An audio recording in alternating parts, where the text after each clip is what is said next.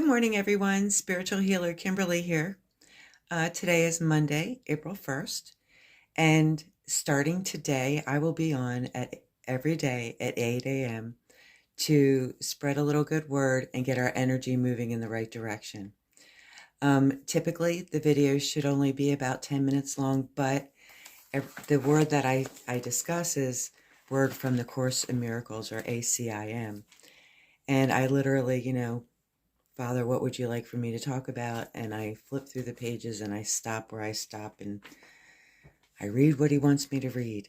And today is rather long, but it's super appropriate for the place that we are in as a society and what it's going to take of us to excel through the difficulties and get to the other side, not only in one piece, but better and stronger than we ever were before. Okay, so let's get right into it. This is, again, the Course in Miracles. This is Chapter 14, Teaching for Truth. Section 3, The Decision for Guiltlessness. The happy learner cannot feel guilty about learning. This is so essential to learning that it should never be forgotten.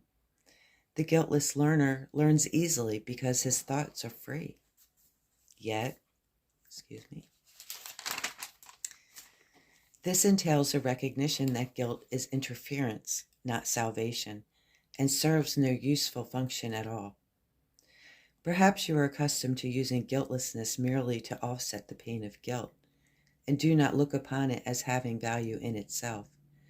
You believe that guilt and guiltlessness are both of value, each representing an escape from what the other does not offer you. You do not want either alone, for without both you do not see yourself as whole, and therefore happy. Yet you are whole only in your guiltlessness, and only in your guiltlessness can you be happy. There is no conflict here. To wish for guilt in any way, in any form, will lose appreciation of the value of your guiltlessness and push it from your sight. There is no compromise that you can make with guilt and escape the pain that only guiltlessness allays. Learning is living here, as creating is being in heaven. Whenever the pain of guilt seems to attract you, remember that if you yield to it, you are deciding against your happiness and will not learn how to be happy. Say, therefore, to yourself gently, but with the conviction born of the love of God and of His Son, what I experience, I will make manifest. If I am guiltless, I have nothing to fear. I choose to testify to my acceptance of the atonement, not to its rejection. I would accept my guiltlessness by making it manifest, sharing it. Let me bring peace to God's Son from His Father. Each day, each hour and minute, even each second, you are deciding between the crucifixion and the resurrection, between the ego and the Holy Spirit. The ego is the choice of decision, is all that is yours. What you can decide between is fixed, because there are no alternatives except truth and illusion. And there is no overlap between them, because they are opposites which cannot be reconciled and cannot both be true. You are guilty or guiltless, bound or free, unhappy or happy. The miracle teaches you that you have chosen guiltlessness, freedom, and joy. It is not a cause, but an effect. It is the natural result of choosing right, attesting to your happiness that comes from choosing to be free of guilt. Everyone you offer healing to returns it. Everyone you attack keeps it and cherishes it by holding it against you. Whether he does this or does it not will make no difference. You will think he does. It is impossible to offer what you do not want without this penalty. The cost of giving is receiving. Either it is a penalty from which you suffer, or the happy purchase of a treasure to hold dear. No penalty is ever asked of God's Son except by Himself and of Himself. Every chance given Him to heal is another opportunity to replace darkness with light and fear with love. If he refuses it, he binds himself to darkness, because he did not choose to free his brother and enter light with him. By giving power to nothing, he throws away the joyous opportunity to learn that nothing has no power. And by not dispelling darkness, he became afraid of darkness and of light. The joy of learning that darkness has no power over the Son of God is the happy lesson the Holy Spirit teaches, and would have you teach with him. It is his joy to teach it, and it will be yours. The way to teach this simple lesson is merely this: guiltlessness is invulnerability. Therefore, make your invulnerability manifest to everyone. Teach him that, whatever he may try to do to you, your perfect freedom from the belief that you can be harmed shows him that he is guiltless. He could do nothing that can hurt you, and by refusing to allow him to think he can, you teach him that the atonement, which you have accepted for yourself, is also his. There is nothing to forgive. No one can hurt the Son of God. His guilt is wholly without cause, and being without cause cannot exist. God is the only true cause, and guilt is not of him. Teach no one he has hurt you, for if you do, you teach yourself that what is not of God has power over you. The causeless cannot be. Do not attest to it, and do not foster belief in it in any mind. Remember always that mind is one and cause is one. You will learn communication with this oneness only when you learn to deny the causeless and accept the cause as of God as yours. The power that God has given to his Son is his, and nothing else can his Son see or choose to look upon without imposing on himself the penalty of guilt in place of all the happy teaching the Holy Spirit would gladly offer him. Whenever you choose to make decisions for yourself, you are thinking destructively, and the decision will be wrong. It will hurt you because of the concept of decision that led to it. It is not true that you can make decisions by yourself or for yourself alone. No thought of God's Son can be separate or isolated in its effects. Every decision is made for the whole sonship, directed in and out and influencing a constellation larger than anything you ever dreamed of. Those who accept the atonement are invulnerable, but those who believe they are guilty will respond to guilt because they think it is salvation and will not refuse to see it and side with it. They believe that increasing guilt is self-protection, and they will fail to understand the simple fact that what they do not want must hurt them. All this arises because they do not believe that what they want is good. Yet will was given them because it is holy, and will bring to them all they need, coming as naturally as peace that knows no limits. There is nothing their wills fail to provide that offers them anything of value. Yet because they do not understand their will, the Holy Spirit quietly understands it for them and gives them what they want without effort, strain, or the impossible burden of deciding what they want and need alone. It will never happen that you must make decisions for yourself. You are not bereft of help, and help that knows the answer.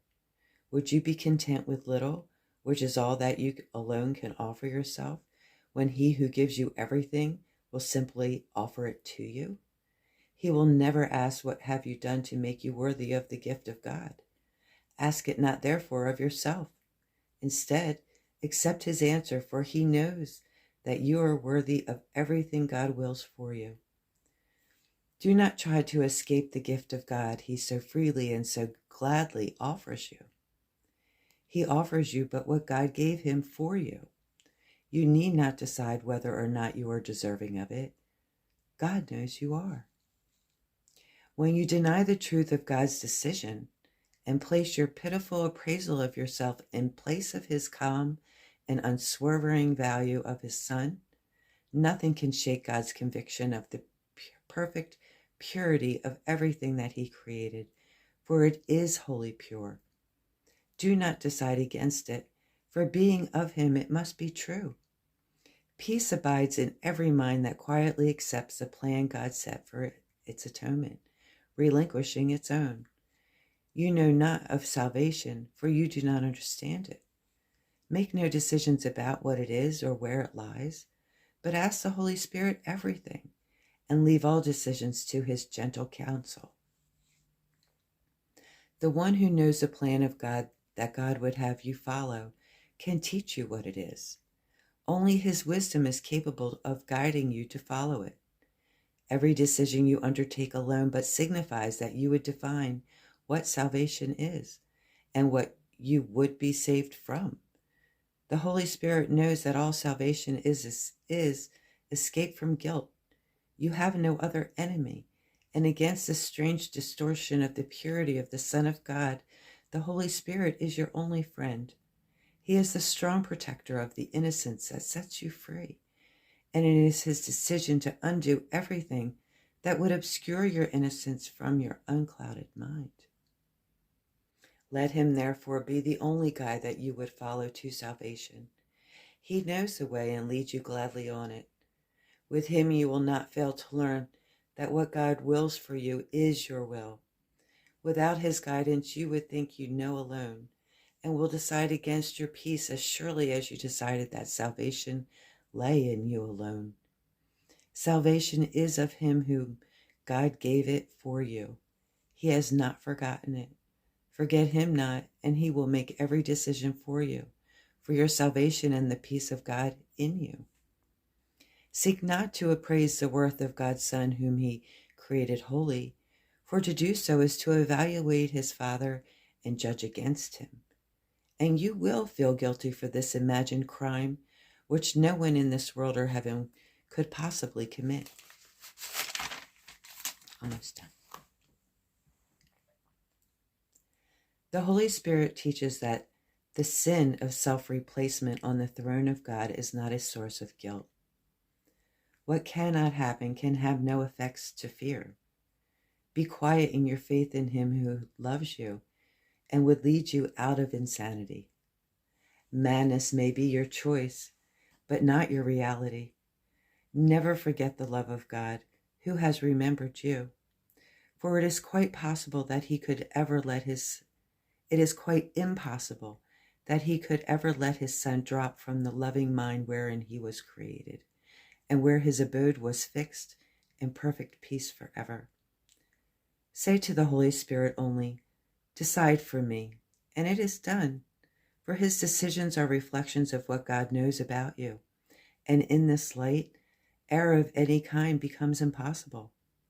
Why would you struggle so frantically to anticipate all you cannot know, when all knowledge lies beyond every decision the Holy Spirit makes for you? Learn of his wisdom and his love, and teach his answer to everyone who struggles in the dark, for you decide for them and for yourself. How gracious it is to decide all things through him whose equal love is given equally to all alike. He leaves you no one outside you, and so he gives you what is yours, because your Father would have you share it with him. In everything be led by him, and do not reconsider. Trust him to answer quickly, surely, and with love for everyone who will be touched in any way by the decision, and everyone will be. Would you take unto yourself the sole responsibility for deciding what can bring only good to everyone? Would you know this? You taught yourself the most unnatural habit of not communicating with your Creator, yet you remain in close communication with him and with everything that is within him, as it is within yourself. Unlearn isolation through his loving guidance, and learn of all the happy communication that you have thrown away, but could not lose. Whenever you are in doubt what you should do, think of his presence in you, and tell yourself this, and only this: He leadeth me and knows the way, which I know not, yet he will never keep from me what he would have me learn. And so I trust him to communicate to me all that he knows for me. Then let him teach you quietly how to perceive your guiltlessness, which is already there. Now, that's usually much shorter, but how I do it every single time is I ask the Father to tell me what he wants me to talk about. I flip through the pages and I land on something that I do read. Now, what I'm going to present to you every morning is the idea of how our energy system and our personal energetic vibration helps us be better people and how it relates to us spiritually every morning. I do another thing in the afternoon that helps us, really ramp it up from a personal energetic vibration standpoint. But in the morning, I talk about how each chakra, each day of the week is a different chakra, but how that chakra relates to our betterment of selves. Because living a life of spirituality is different than knowing about spirituality. And when you connect all the dots and realize that our ability to be spiritual people connects us to a higher personal energy vibration that helps us grow and heal old emotions and stuff like that that's got us stuck, then you learn how to undo that. And by doing that, guess what else we get? We get to see truth, because then we're looking through at our lives, ourselves, our families, our communities, and our world through the lens of truth, through the lens of love. And we've enabled that capability through the wisdom and understanding from the Word, as well as our active engagement of bringing our personal energy vibration up to meet the miracles that are simply right here all the time waiting for us to attain. So with that being said, today is Monday, and Mondays are root chakras, all about the root chakra. And because the root chakra is, I only deal with the 7 basic chakras, okay? One each day of the week, so that every week we have a full chakra cleansing and understanding and connection back to spirituality, which further assists our growth, right? So today being root chakra and being the very basic, very first chakra within the basic chakra system of 7, the root chakra is all about accepting who we are according to the Most High Creator, because that's a piece of us that is a foundational block within ourselves. Okay, so right now, a lot of people have like all these foundation blocks tied to the outer world and bring that in as the understanding of themselves, rather than reaching within from a spiritual perspective and realizing their value and their worth according to the Most High Creator first, before bringing in anything else externally. It's the first chakra which roots your foundation and understanding of self as a foundational block from which everything else is built. With the chakra system, each chakra needs to be in working order for the next chakra to work correctly. So it's real important that we pay attention to the function and purpose of each chakra. Now, in addition to that each chakra is, in a part of our body, helps portions of our body. So, the root chakra is at the very base of our torso, our unit, right? And this is all about, all of our, down there organs, but it's also about, like our legs being tree trunks and giving us the ability to root and anchor our foundations energetically and with wisdom in which to grow.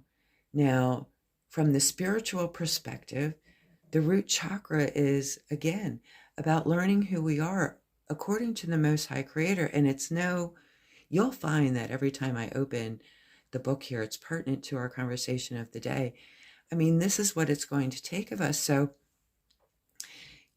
us understanding that it doesn't matter who we are, it doesn't matter where we live, what color our skin is, what our nationality is. It doesn't matter whether we're fat or skinny or rich or poor or live in a box or in a penthouse. It doesn't matter anything that we've done. It doesn't matter anything that we wish we would have done. It doesn't matter what people think about us. And quite frankly, it doesn't matter what we even think about ourselves. That's kind of how far off base we are. The first thing that we have to do to build our foundations is to recognize that we are absolutely everything. We are limitless beings that are capable of darn near anything, with gifts and abilities that some people don't even recognize in their lives. And because we were created out of love, we are love. And love is like our powerhouse. It's what makes humanity the gold of the earth, of the universe. Joining in the dance of life of the earth and the universe, becoming one and working in tandem with one another. Right now, we're not in the dance, and it's time going forward as we are entering the new era of spirituality where we learn how to dance the dance of life and respond in such a way that was meant and intended by the Creator. By gaining in the spiritual wisdom and understanding. But, excuse me, first, we must remember, we have to remember who we are. We're powerful. We're strong. We're loving. We're creative. We're capable. We're intelligent. We're resourceful. We're loyal. We are all of those things all the time, available to us at any moment of any day. But, from things that have happened in our lives, and even current events, and even listening to the news, it destabilizes us because it brings us fear and because our foundations aren't correct. It enables a sway. Our emotions are just like all over the place, responding to this, responding to that, whether you think you're right or you're just in fear. Either way, the types of responses that we're giving are not based in who we are. So even in our righteousness, we cause a negative energetic vibration. But when we have the ability to recognize that we are all that we could ever be, and accept that and say, okay, well, what does that then mean for me as an individual? And that's where we go into tomorrow's chakra, the sacral chakra. In the sacral chakra, we learn who we are. But today in the root chakra, we recognize that it is our guiltlessness that enables us to forgive, have empathy, become more understanding, but become rooted in a foundation that's so important that there's nothing at all that could ever make you want anything else other than that rootedness and the full understanding that there's absolutely nothing wrong with you and you are better than good enough no matter what. And when you allow yourself to fully grasp that and you allow yourself just to breathe in the knowledge of who you are, you're releasing this root chakra that's all bound up by outside understandings about who you are. And when your root chakra doesn't work, the rest of them don't work either. It could go really slow and you fall in depression and things like that. Or it could get really, get really overactive and, then you have some like wild vision of who you might be based on some crazy foundation that doesn't suit you. The first logical step that we all must take is to determine where our foundation is. And as we move into this new era of spirituality, it's all about creating that understanding and blending it with our purposeful attention to our personal energetic vibration that lifts us up and allows us to grow in truth, learn in truth, and live in truth. When we accept truth, truth is what we bring and we receive. When we live in truth, we live in truth. When we live in truth, we live in love, and we can see again, and we can love again, and chaos drops away. Confusion drops away. And then we begin making more educated decisions based on truth. First for ourselves and self-love. Then into our families as our family unit and how we build our families or strengthen our families with our new understanding about self. Knowing that it will apply to every member in your family, and then it bleeds out to your friends and acquaintances and your work environments and into your community, even in this, when your interactions in the stores. And this foundational strength that you build has an incredibly profound energetic vibration to it. It's like an announcement of like, I have arrived. You might not yet know where you're going, but darling, I have arrived. So today we focus on arriving, and we arrive by accepting that we are good enough and we are limitless and we deserve, darn it, to live a life of truth and of love and abundance.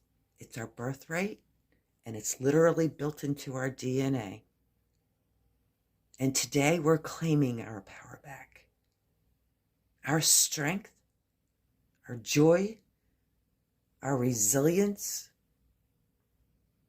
and our teamwork.